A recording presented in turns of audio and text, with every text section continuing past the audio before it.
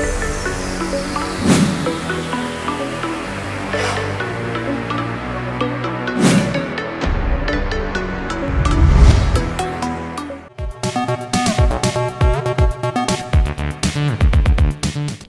Hello welcome to best of the day. మరి ఈరోజు best of the డేలో కొత్త విశేషాలతో పాటు కొన్ని ఆసక్తికరమైన నిజాలు మరియు చరిత్రలో ఈరోజు జరిగిన ముఖ్య సంఘటనల గురించి తెలుసుకుందాం. Let's start the programme.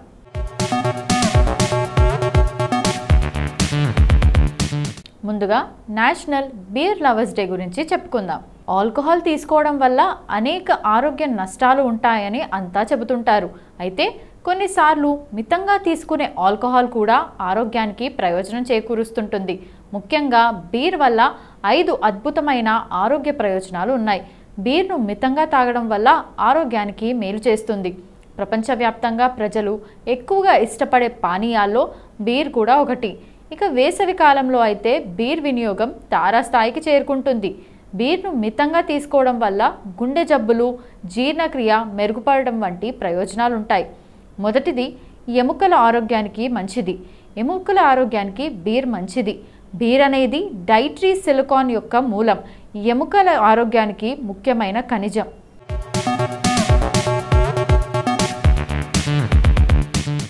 మితంగా బీర్ తాగడం వల్ల ఎముకల సాంద్రత పెరుగుతుంది. ఎముకలు పలుచబడటాన్ని నిరోధిస్తుంది. ఆస్టియోపోరోసిస్ వంటి వ్యాధుల ప్రమాదాన్ని తగ్గించవచ్చని అధ్యయనాలు సూచిస్తున్నాయి. రెండోది, జీర్ణక్రియను మెరుగుపరుస్తుంది. బీర్లో ఉండే కరిగే ఫైబర్ యాంటీ ఇన్ఫ్లమేటరీ లక్షణాలు దీనిని జీర్ణక్రియకు బాగా సహాయపడతాయి. దీంతోపాటు బీర్లో చేదుగా ఉండే ఆమ్లాలు ఉంటాయి. ఇవి జీర్ణ ఎంజైమ్ల ఉత్పత్తిని ప్రేరేపిస్తాయి. ఆహారం జీర్ణం అవ్వడాన్ని మెరుగుపరుస్తాయి. మూడోది, గుండె జబ్బుల ప్రమాదాన్ని తగ్గిస్తాయి. తక్కువ మొత్తంలో బీర్ వినియోగం వల్ల గుండె జబ్బుల ప్రమాదం తగ్గుతుంది. బీర్లో యాంటీ ఆక్సిడెంట్లు, ముఖ్యంగా ఫ్లేవనాయిడ్స్, ఫినోలిక్ యాసిడ్లు ఉంటాయి. ఇవి యాంటీ ఇన్ఫ్లమేటరీ మరియు యాంటీ ఆక్సిడెంట్ లక్షణాలను కలిగి ఉన్నాయని తేలింది.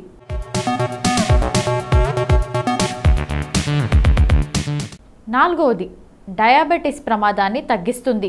మితంగా బీర్ తాగడం వల్ల డయాబెటీస్ ప్రమాదం తగ్గుతుంది. ఇన్సులిన్ సెన్సిటివిటీని మెరుగుపరుస్తుందని పలు అధ్యయనాల్లో తేలింది. డయాబెటీస్ కేర్ జర్నల్లో ప్రచురించబడిన ఒక అధ్యయనం ప్రకారం మితమైన బీర్ వినియోగం మధ్య వయస్కులు, వృద్ధుల్లో టైప్ 2 డయాబెటీస్ వచ్చే ప్రమాదాన్ని తగ్గిస్తుంది. ఐదవది, మానసిక ఆరోగ్యాన్ని మెరుగుపరుస్తుంది. తక్కువ మొత్తంలో బీర్ వినియోగం ఒత్తిడిని, ఆందోళన స్థాయిలను తగ్గిస్తుంది. మెరుగైన ఆరోగ్య స్థితికి దోహదపడుతుంది. మానసిక ఆరోగ్యాన్ని మెరుగుపరుస్తుంది. అయితే ఎక్కువగా బీర్ తీసుకుంటే మానసిక ఆరోగ్య సమస్యలు వస్తాయి. అయితే ఈ ఆరోగ్య ప్రయోజనాలు అన్నీ రావాలంటే కేవలం 1 గ్లాస్ బీర్ మాత్రమే తీసుకోవాలి. ఎక్కువగా బీర్ తాగితే లివర్ సంబంధిత వ్యాధులు, హై బీపీ, ఊబకాయం వంటి అనారోగ్య సమస్యల్లో పడవచ్చు.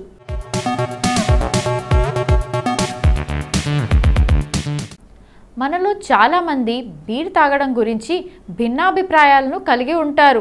కొందరు బీర్ తాగే వ్యక్తులపై ఏకంగా తాగుబోతులనే ముద్ర వేస్తూ ఉంటారు. అయితే బీర్ తాగడం వల్ల మన శరీరానికి అనేక ఆరోగ్య ప్రయోజనాలు కలుగుతాయి. ఎక్కువ మోతాదులో బీర్ తీసుకోవడం వల్ల శరీరానికి నష్టమే అయినప్పటికీ తగిన మోతాదులో బీరును తీసుకుంటే శరీరానికి చాలా మంచిదని అనేక అధ్యయనాలు చెబుతున్నాయి. అవేమిటో ఇప్పుడు తెలుసుకుందాం. వాతావరణం హాట్గా ఉన్నప్పుడు ఒక చల్లని బీర్ కొడితే ఎలా ఉంటుంది? ఆ మజాయే వేరు కదా. అవును, మరి మజాగానే ఉంటుంది. అయితే దాని టేస్ట్ తెలిసిన వారికే ఆ మజా అందుతుంది, లేదంటే అందదు. అంటే డ్రింకింగ్ అలవాటు ఉన్నవారైతేనే బీర్ టేస్ట్ను ఎంజాయ్ చేయగలుగుతారని అర్థం.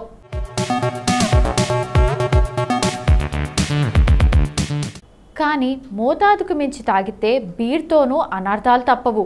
బీర్ తాగడం అనేది ఇప్పుడు చాలా మామూలు విషయం అయిపోయింది. ఒకప్పుడు మందు తాగాలంటే అది చాలా పెద్ద తప్పుగా భావించేవారు. కానీ ఇప్పుడు ఫ్రెండ్స్ కలిసినా, క్రికెట్ మ్యాచ్ ఉన్నా, పండగలకి చుట్టాలు వచ్చినా, వీకెండ్ అయినా ఖచ్చితంగా బీర్ పొంగాల్సిందే అన్నట్టుగా మారిపోయింది కాలం. ఫ్రెండ్కు జాబ్ వచ్చినా, గర్ల్ ఫ్రెండ్ హ్యాండ్ ఇచ్చినా, ఇంటికి చుట్టం వచ్చినా, రాక వానొచ్చినా మస్తు ఖుషిగా ఓపెన్ చేసేది బీర్ బాటిలే. అవును, బాధైనా, సంతోషమైనా, వేడుకైనా, వేదనైనా బీర్తో షేర్ చేసుకోవడం మనోళ్లకు బాగా అలవాటైపోయింది. అయితే బీర్ తాగితే ఆరోగ్యానికి ఎన్నో ప్రయోజనాలు ఉన్నాయంటున్నాయి కొన్ని స్టడీలు. బాధొచ్చినా బంధువు వచ్చినా ఆఖరికి బాధొచ్చినా బీర్తో వెల్కమ్ చెప్తారు చాలామంది. ఇంటికొచ్చిన చుట్టానికి బీర్తో మర్యాద చేయకపోతే అదొక నామోషి అని ఫీల్ అవుతుంటారు.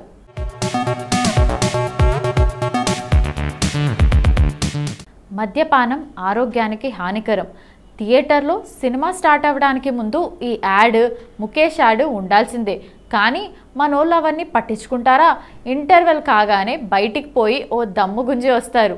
సినిమా అయిపోయి ఇంటికి వెళ్ళేటప్పుడు మధ్యలో వైన్ షాప్కి వెళ్ళి చల్లటి బీర్ తాగి ఇంటికి వెళ్ళిన తర్వాత తల్లో పెళ్ళామో అరుస్తారని అంతో ఇంతో తిని గుర్రు పెడతారు. బీర్ తాగితే పొట్టరాదు. బీర్ ప్రేమికులందరికీ ఓరెగాన్ స్టేట్ యూనివర్సిటీ ఓ వార్త మోసుకొచ్చింది. బీర్ తాగితే ఆరోగ్యానికి ఎన్నో లాభాలున్నాయని పరిశోధకులు తెలిపారు. ఈ విషయం ఆ యూనివర్సిటీ చేసిన అధ్యయనంలో తేలిందట. బీర్ తాగితే పొట్ట పెరుగుతుందని చాలామంది అనుకుంటారు. అందుకే చాలాసార్లు బీర్ తాగాలని ఉన్నా పొట్ట వస్తుందేమో అని భయపడి ఇంకో మార్గం చూసుకుంటారు.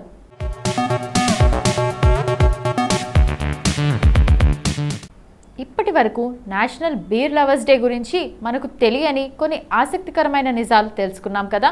మరి సెప్టెంబర్ 7వ తేదీన ఒక్కసారి చరిత్రలోకి వెళ్ళి చూస్తే ఎంతోమంది ప్రముఖుల జననాలు జరిగాయి. మరి ఒక్కసారి చరిత్ర పుటల్లోకి వెళ్ళి నేడు జన్మించిన ప్రముఖులు ఎవరో తెలుసుకుందాం రండి.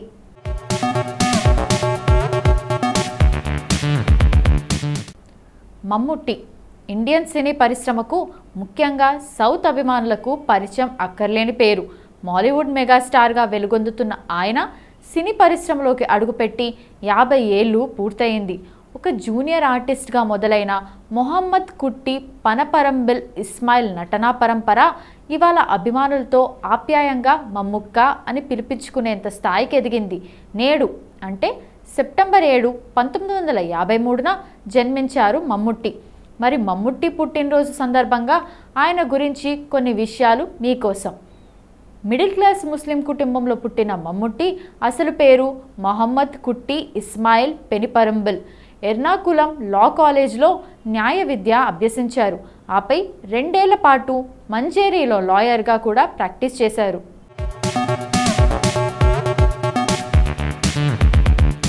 రాధికా ఆప్టే ఒక భారతీయ నటి. స్వతహాగా మరాఠీ నటి అయినప్పటికీ కొన్ని తెలుగు, హిందీ సినిమాల్లో నటించింది. రాధికా ఆప్టే 1985 సెప్టెంబర్ 7న పూణే, మహారాష్ట్రలో జన్మించారు. వీరిది సినిమాలతో సంబంధం లేని కుటుంబం. వీరి నాన్నగారు చారుదత్ ఆప్టే ఒక్క పూణేలోనే కాదు మహారాష్ట్ర అంతటా పేరున్న నరాల వైద్యుడు. అమ్మ జయశ్రీ ఆప్టే పేరున్న మత్తుమందు వైద్య నిపుణురాలు. ఈమెకు 2 తమ్ముళ్ళు, మొత్తం 3 సంతానం. ఈవిడ లండన్లో నృత్యం నేర్చుకొని రంగస్థలం మీద నటిస్తూ అటు నుంచి మరాఠీ రంగానికి, హిందీ సినీ రంగానికి పరిచయమైంది. ఈవిడ సినిమాలు చూసి దర్శకుడు రామ్ గోపాల్ వర్మ సహాయకులెవరో చెప్పడంతో ఆయన రక్త చరిత్ర సినిమాకు ఆడిషన్కు పిలిచారు. తర్వాత అందులో ఎంపికై రక్త చరిత్ర సినిమాలో నటించింది.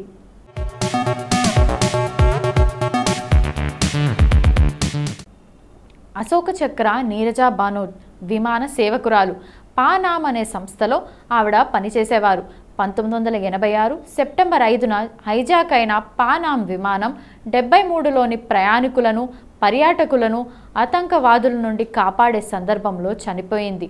మరణానంతరం ఈమె ధైర్యానికి గాను భారతదేశ ప్రభుత్వం అందించే అత్యంత మేటి పురస్కారం అశోక చక్రను ఈమెకు అందించారు. ఈమె అశోక చక్ర పొందిన పిన్న వయస్కురాలే కాకుండా ఈ పురస్కారం పొందిన తొలి మహిళ. నీరజా బానోద్ 1963 సెప్టెంబర్ 7న పంజాబ్లోని చండీగఢ్లో ఓ బ్రాహ్మణ కుటుంబంలో పుట్టింది. 1986 సెప్టెంబర్ 5న అమెరికాకు చెందిన పానామ్ 73 విమానం ముంబైలోని సహార్ ఇంటర్నేషనల్ ఎయిర్పోర్ట్ నుండి పాకిస్తాన్లోని కరాచీ జిన్నా ఇంటర్నేషనల్ ఎయిర్పోర్ట్కు వెళ్తోంది.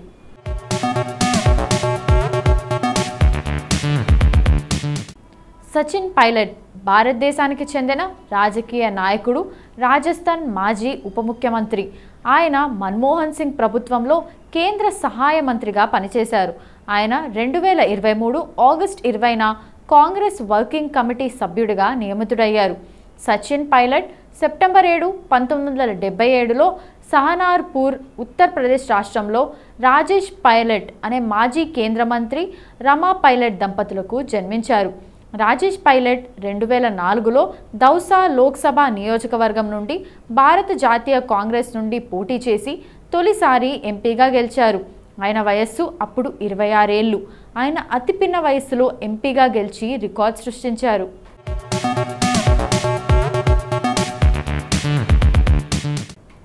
గుత్తా జ్వాల ప్రముఖ బ్యాడ్మింటన్ క్రీడాకారిణి. 2010 వరకు 13 సార్లు జాతీయ బ్యాడ్మింటన్ విజేత.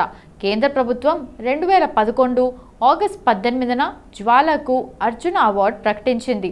జ్వాల సెప్టెంబర్ 7, 1983న మహారాష్ట్రలోని వార్ధాలో తెలుగు తండ్రి గుత్తా క్రాంతి, చైనా తల్లి ఎలెన్కి జన్మించింది. తాత చంగ్ వార్ధాలోని సేవాగ్రామ్ ఆశ్రమంలో మహాత్మా గాంధీ శిష్యుడు. గాంధీ ఆత్మకథ రచనలను చైనా భాషలోనికి అనువదించారు. బట్టిప్రోలు మండలం గుత్తావారిపాలెం జ్వాల పెద్దల స్వస్థలం.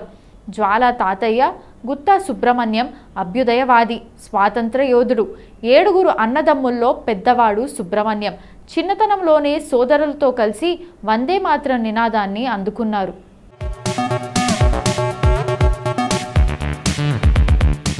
సో ఇదండి ఇవాల్టి best of the day episode.